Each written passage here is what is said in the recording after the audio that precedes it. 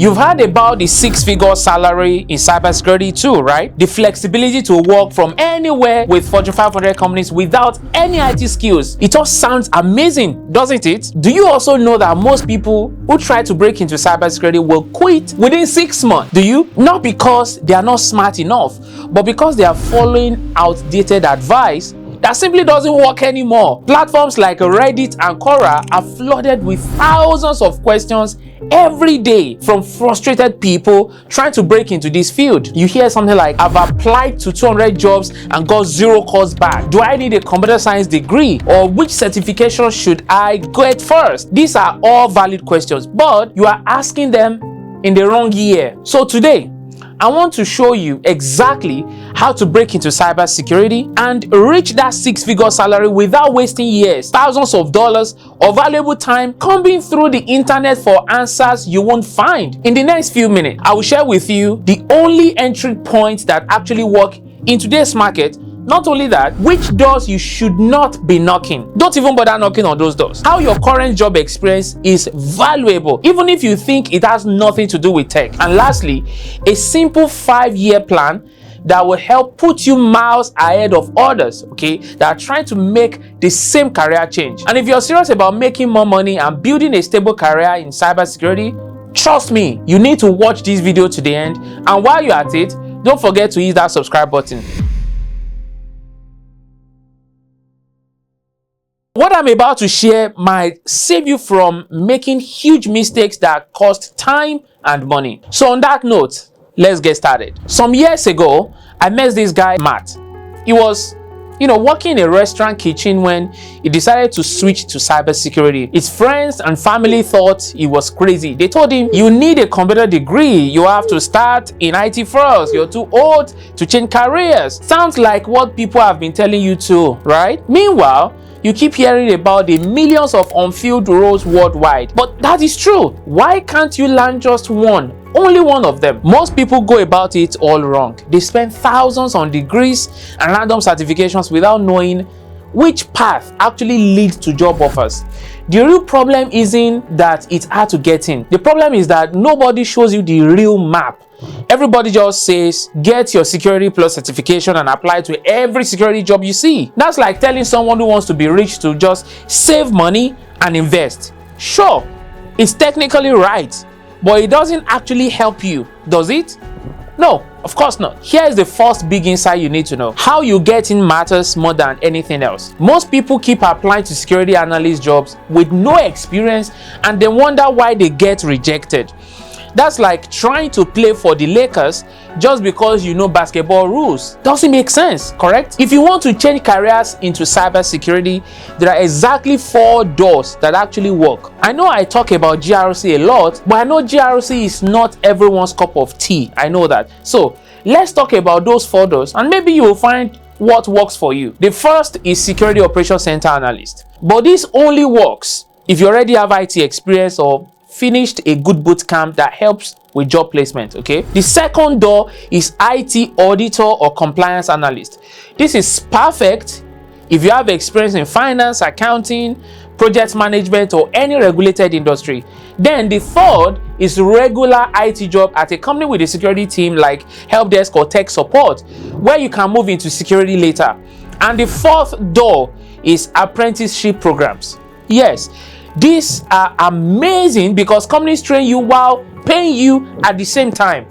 And you can guess which one is easiest for most people. The compliance roles, of course, it's a no-brainer. And that's because these jobs, they care more about your thinking skills and attention to detail than deep technical knowledge. Let me give you a real example. Dan, a guy I met back in 2022, used to work in the travel industry, booking flights and hotels and all that.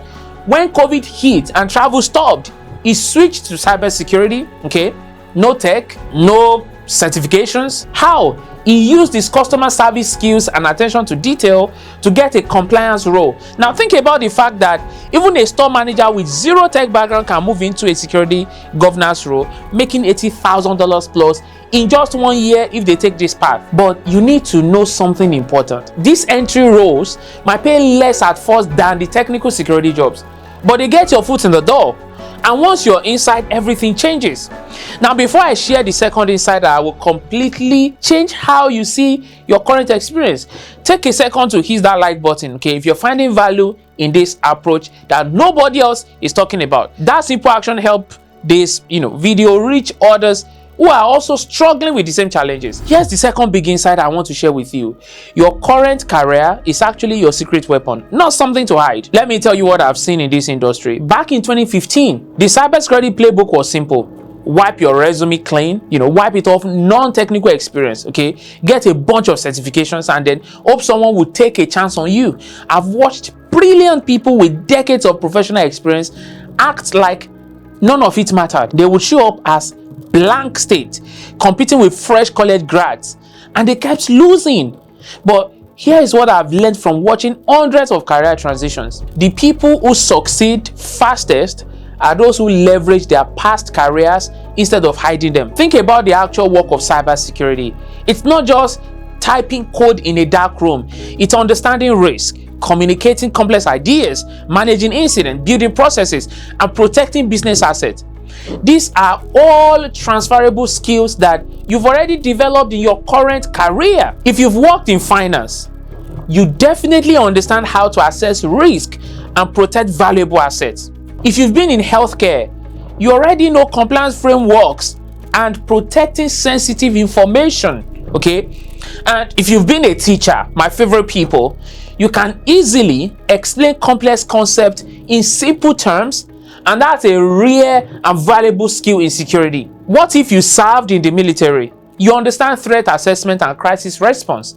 And if you've worked in retail management, you know how to implement processes that hundreds of people will follow. No skill, absolutely no skill is a waste.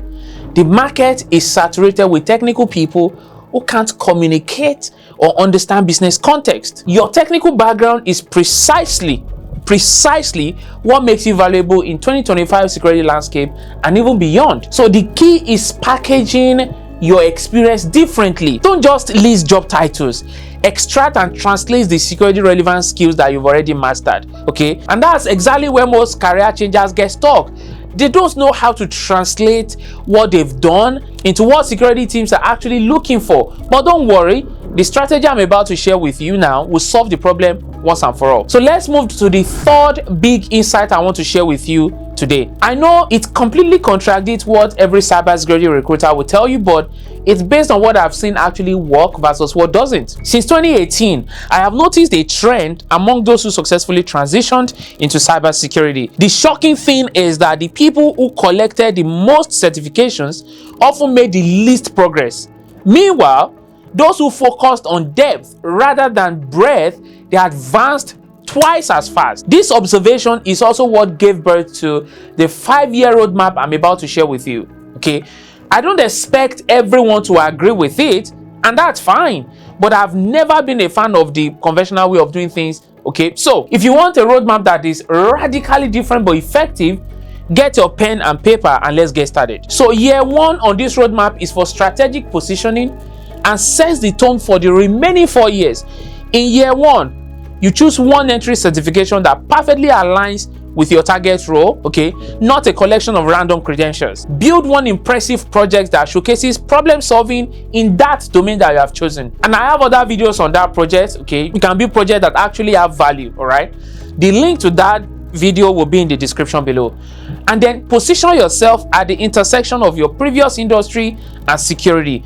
I've seen people waste their entire first year collecting 5 different entry-level certifications, when a single strategic cert plus demonstrated ability would have been far more effective. Don't follow that route, please.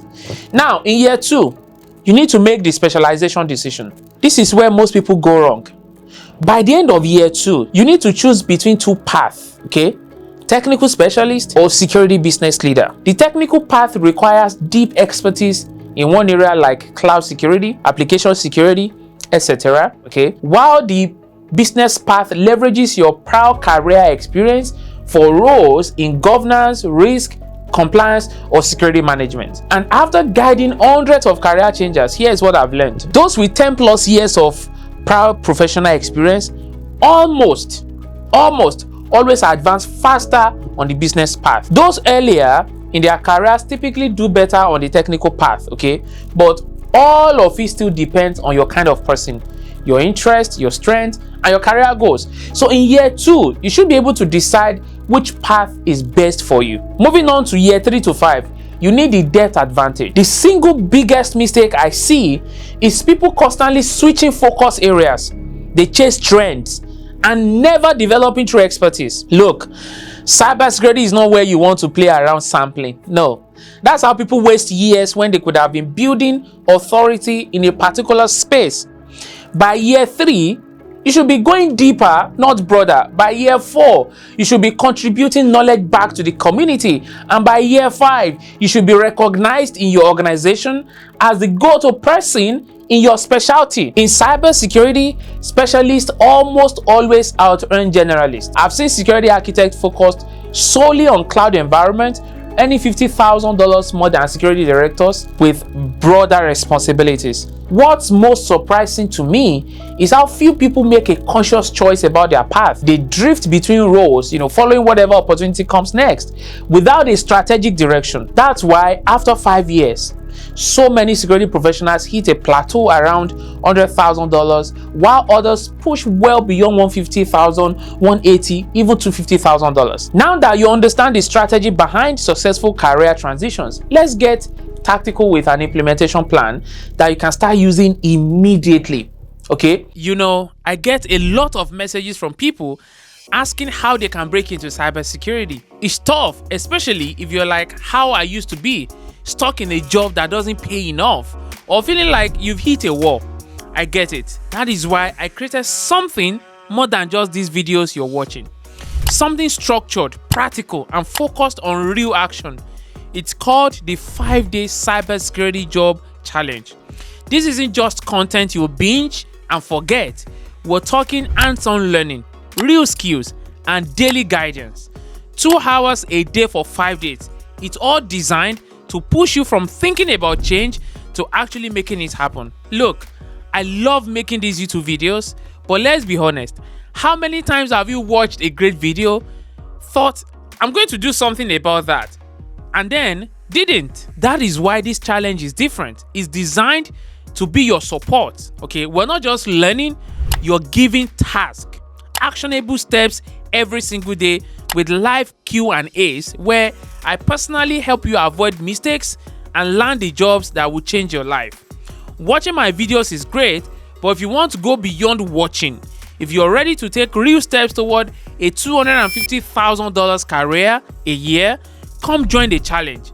The link is in the description below. You can't miss it. Now, enjoy the rest of this video, but don't forget to come back when you're ready to take that next step. I want to give you my exact implementation blueprint, okay? The same one that I've refined through working with security leaders at top companies and mentoring hundreds of career changers. This is not something I developed overnight. It's coming from almost a decade of experience working with over 2,000 career switchers. So, do with this information as you wish. So step 1 is about career arbitrage analysis, and I will explain the arbitrage part in a bit, but basically what you will be doing here is document your top 5 transferable skills from your current industry. Identify which security domains specifically value those skills, because trust me, not all of them do. And lastly, find the precise intersection of your strength and market demand. I call this is career arbitrage because you are essentially moving your professional value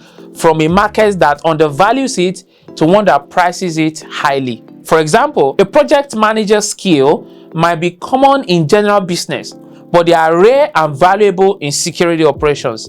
So ensure that you capture the unique value from your previous experience in a way that is so useful in cybersecurity, okay? And in step 2, you need strategic network infiltration. So you need to identify security professionals who came from your industry background.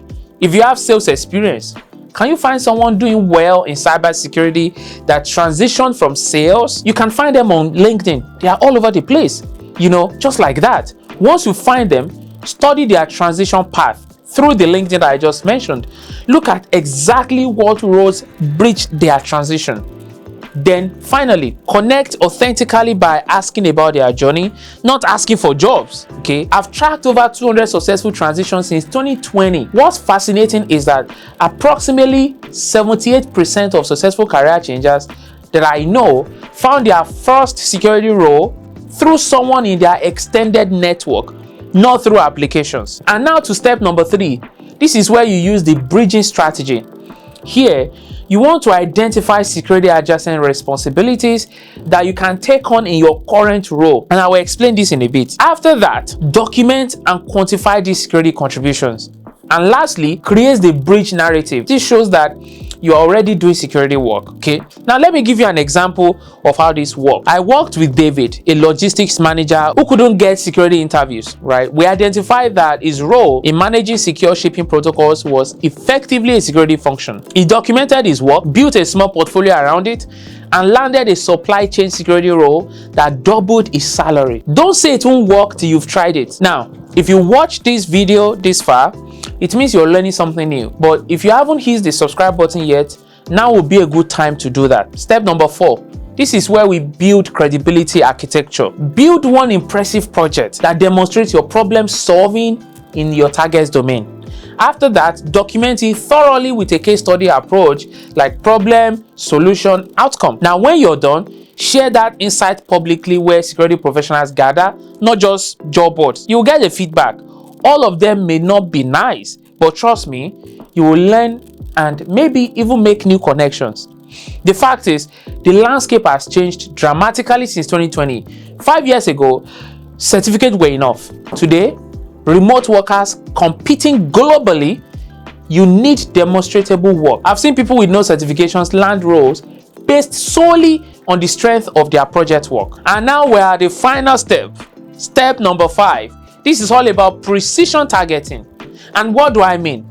At this stage, you need to identify organizations where your industry background is a specific advantage. If you've worked in healthcare, target cybersecurity roles at medical device companies, okay, or hospital networks, or health insurance firms who face HIPAA compliance challenges. Okay, you are a former teacher, target edtech platforms where they need security pros who understand student data privacy laws, and so on and so forth. Then next, target security teams experiencing that same problems that you know how to solve. And finally, position yourself as a bridge between security and your former industry. This is the opposite of mass applying to jobs. I've watched people send 300 applications with no result, while others land offers after just 5 to 10 highly targeted outreach efforts. I'm not saying numbers don't matter. By all means, put in the reps.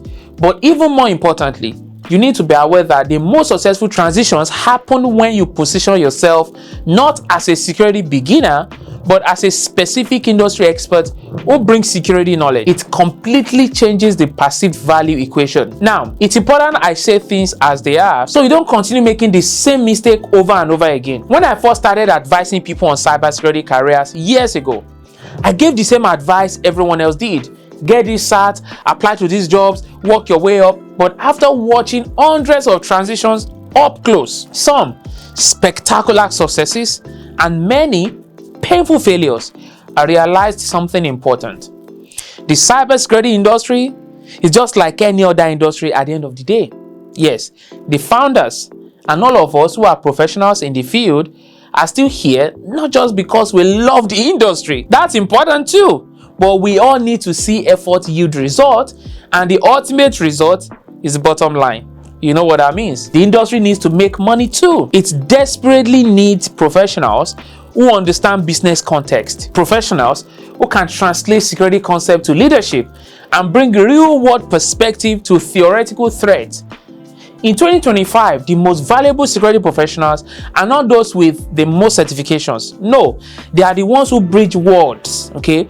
Who understand both security principles and real business operations. Now, the talent gap in cybersecurity isn't just about numbers. It's about the right kind of talent. Your non-traditional background, your years in healthcare, your years in finance, your years in education, manufacturing, or whatever industry you're coming from, that is not baggage to overcome.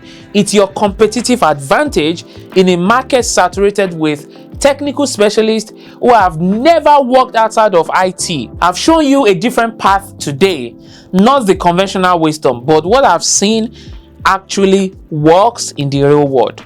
The industry is evolving rapidly, and the opportunities in 2025 and beyond will favor those who position themselves at the intersection of security expertise and industry knowledge. Don't forget that you're not starting over. You're strategically redirecting years of valuable experience into an industry that desperately needs your perspective. If this video has enlightened you, please don't forget to give it a thumbs up and hit the subscribe button for more updates. And in my usual manner, I hope I'm leaving you today better than I met you. I will see you in the next video. Bye for now.